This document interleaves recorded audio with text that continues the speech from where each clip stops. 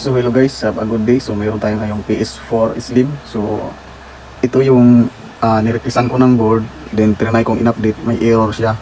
So ito yung setup natin kasi sira yung power supply. So power supply ng PS3 yung ginamit natin. So ayan.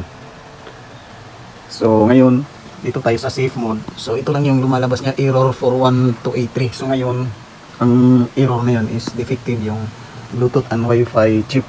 So sira siya.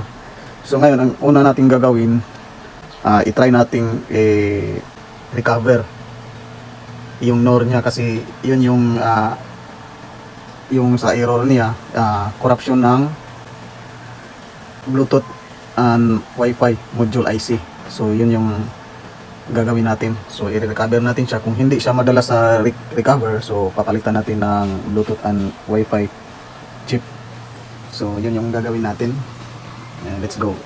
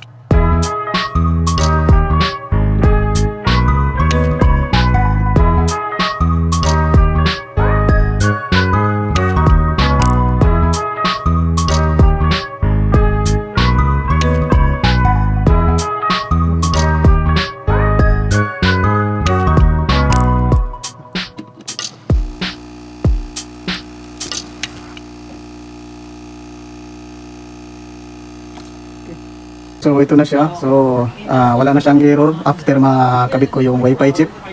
So ito yung sira niya, oh. Tingnan nyo, yung may ano na siya, may mga natuklap na pins. So ngayon, ang gagawin natin is mag-update tayo.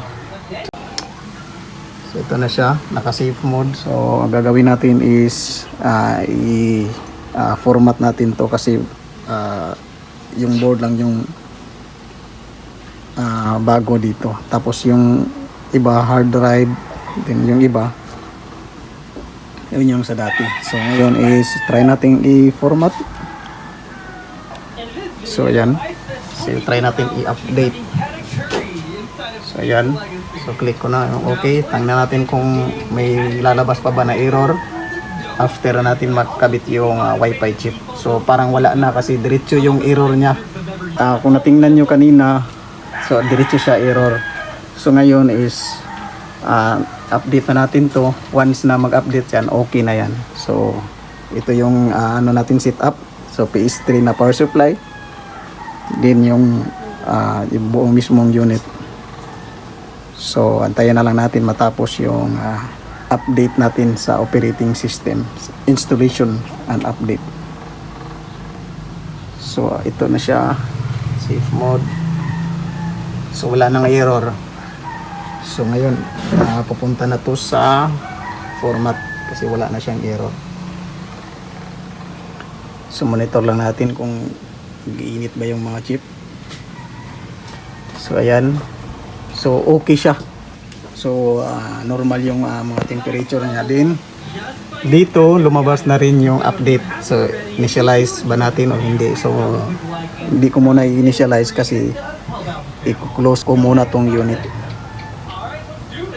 Okay, so yun lang guys, at least na-solve yung problem natin na error. So that's for today's video. Have a good day. Bye.